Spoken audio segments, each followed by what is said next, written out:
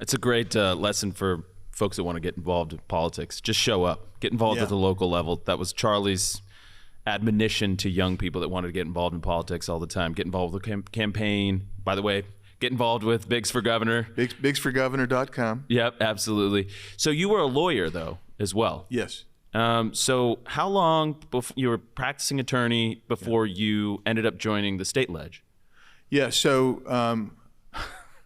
Andrew knows all my story almost, but I was practicing law, and I chose to retire pretty early, but I started doing some international work on behalf of pro-life, pro-family NGOs at multilaterals, and I was still active, and there was a redistricting. I mean, that's what happened. The decennial census came out, and now we didn't have a state representative here, and I was asked to run, and we prayed about it and felt like I should, and I ran in 2002 and won, and took my first office in the state legislature in 2003. Wow. So, I have a theory. This is going to sound like a negative towards you, Andy, but it's actually a positive. So I have a theory that a lot of congressmen do not make great governors. And the reason is because it's different being a CEO of a state than it is being part of a deliberative body. But one of the highlights of your career that I think is worth highlighting is the fact that you were actually involved deeply and intimately at the state level. So tell us about your history of the state ledge. So if you want a governor that knows how to pull the levers of power, knows how to work within the state system, knows how to get bills passed, understands the utilities, understands the minutia of local governance. You ended up becoming the president of the Senate here in the state of Arizona before going to DC. Tell us about your time there, what you learned, what you're going to glean from that experience.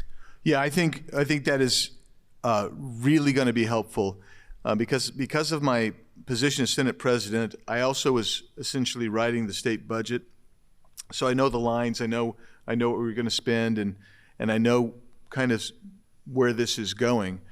But I worked with two different Republican governors, and so we had that interaction. But without getting into the details too much, what I can just tell you is there's a reason so many current and former legislators endorse me. It's because I'm pretty open and communicate, let people come into my office. And Katie Hobbs was, for Pete's sake, current governor, was the minority leader when I was there for a while, and she'd come into my office every week and we would talk about this stuff. But the bottom line is, if you know the process and you know the policy, and you are willing to collaborate, you can get so much done as the governor. And that's really what we're going to do. Yeah, amen to that. So let's talk about Arizona. Yeah. Arizona is a remarkable state. It is, Charlie, for those of you who know the story, was actually born in Illinois, and he obviously married Erica, who's a Arizonan. And every time we would fly back into Arizona, though, this was the state that he chose to make his home, he would just, I have so many memories of this. He would just say, oh, look at that, how beautiful it is. And I was like, Charlie, it's very dry. It's kind of brown. And he's like, oh, it's great. It's like 95% of the days in sun. It's wonderful. He just loved this state and the spirit of the people. What is the spirit of Arizona that that, this is a purple state, right? We've got Gallego, we've got Mark Kelly, we've got Hobbs, the governor. What is the real spirit of Arizona?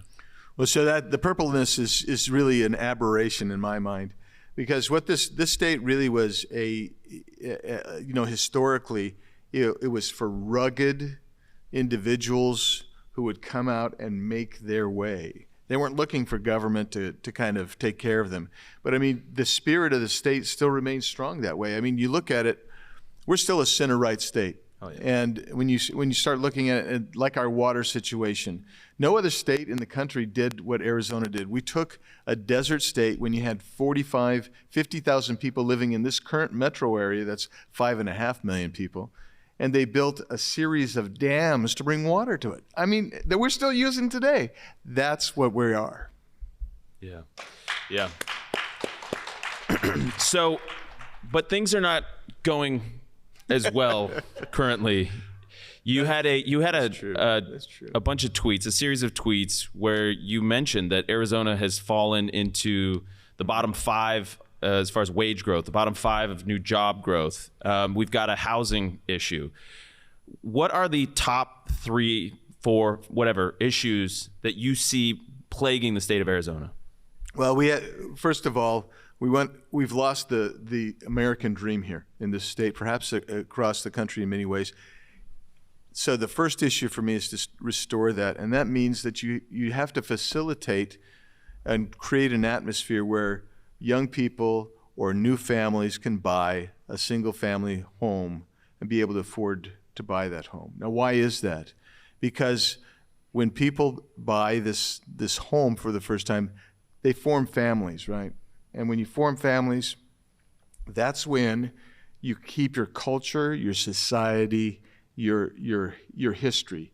Without that, we're going to have a problem. So for us to facilitate that means we have to fix our water situation. That's tough. We have to fix our power grid situation, which is tough. By the way, these are not unique to Arizona. These are system-wide. But we need to fix those things. At the same time, we still have across our southern border the most porous human trafficking sector in the country. So you want to make sure that people can afford to buy homes in a safe neighborhood, but you also want them to be safe, so where they can go feel comfortable taking their family out, and you're not going to be worried about fentanyl coming into your high schools. So that for us, you start working on the American dream with the housing, but you also start working on the American dream to make sure that you're shutting down areas of the border that are still kind of porous because of unique circumstances in Arizona's terrain, some governmental entities that we have here. Once you start doing those two things, then you start remembering we want every parent to be able to be influential in the educational experience of their child. No more boys and girls sports or girls locker rooms. No more grooming behind parents' backs. We're going to work on that, but we're going to make sure that Arizona's educational choice, which is the best in the country, is available for every student. So we're not just teaching them to read and write and do math at grade level. We want them to be able to also understand our history, come out as great citizens, and be able to get good jobs. Yeah, we call it the 3 M's: marriage, mortgage, and mating. They're called conservatizing life events. Yes. And I remember actually coming up with the 3 M's with Charlie. I saw it in a Brookings Institute study where they realized, oh, shoot, if young people get married and they get a mortgage and they start having kids, they're going to turn into Republicans. And we got to stop this. So, but ironically, that is the American dream. So you talk about housing. How do you make housing more affordable? So we have a problem in the West, as many people know. For instance, of property ownership in Arizona, only 18% of the 5th largest state in the country is in private hands. The rest of it is controlled by government entities, state or federal.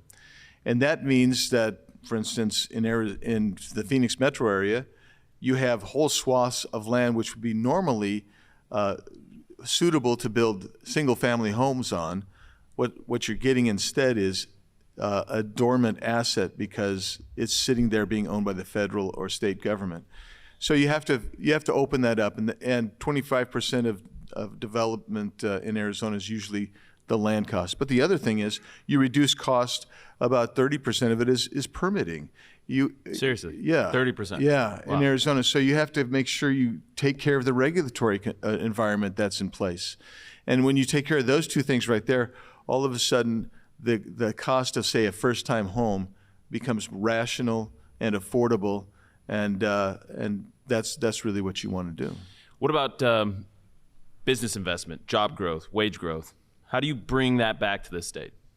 Well, what we've done is we're competing now with states that have reduced their income tax either to 0 or even below ours. Ours is 2.5% flat. So you have to give a better tax structure, and you have to reduce the regulatory environment. So it's not just housing that's taking 4 years to get from plat to dirt.